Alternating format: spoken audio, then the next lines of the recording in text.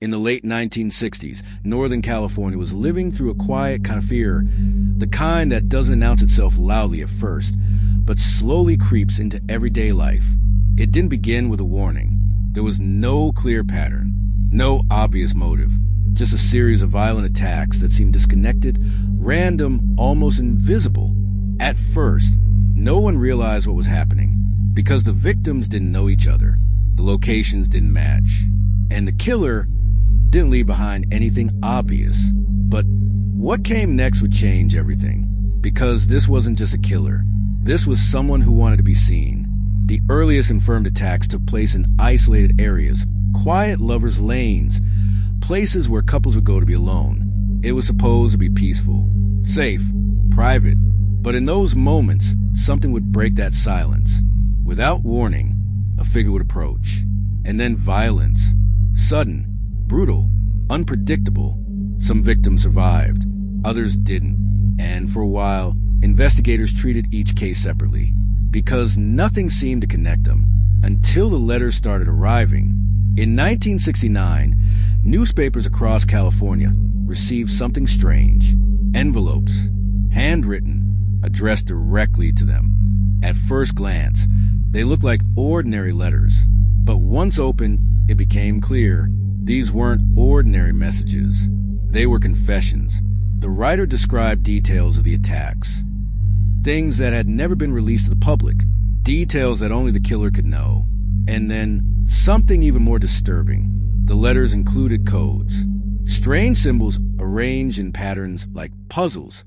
The writer claimed that if the codes were solved, his identity would be revealed.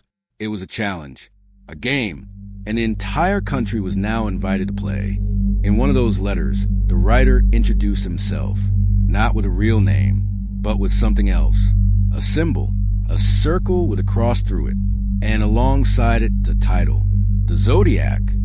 From that moment on, the killer had a name, and more importantly, he had an audience. The effect was immediate.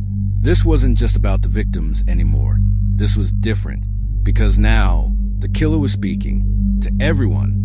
People began locking their doors earlier, checking their windows twice, avoiding isolated areas at night, because the scariest part wasn't just what he had done. It was the fact that he could be anywhere, anyone, and worse, he seemed to enjoy it. The letters didn't stop.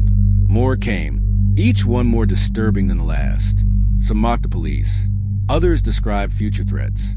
The Zodiac wasn't hiding. He was controlling the narrative. Every letter published, every code analyzed, every headline only made him more powerful. Because now, he wasn't just committing crimes. He was directing attention, and the public couldn't look away. Then came something even more chilling. A phone call. The killer himself contacted authorities. Calm, controlled, almost detached. He described his actions without emotion, as if he were talking about something ordinary. That call confirmed what many feared. This wasn't impulsive violence. This was calculated, deliberate. One of the ciphers was eventually solved, and what it revealed was unsettling, not because it gave a clear identity, but because of what it said. The message suggested that the killer saw his victims as part of something bigger, something twisted. But not all codes were cracked. Some remain unsolved even today, and that only added to the mystery. Despite all the attention, all the letters, all the clues, the Zodiac Killer was never identified with certainty. Sketches were made, suspects were investigated, but nothing ever led to a confirmed arrest. And over time, the letters stopped, the attacks ended, the voice went silent, but the fear didn't disappear, because the questions remained. Who was he? Why did he stop? And how did someone so visible remain unknown? The Zodiac Killer turned crime into a spectacle, a game, a performance, and then he vanished, leaving behind one of the most chilling mysteries in true crime history. Subscribe to Quick Crime Vault for more real crime stories.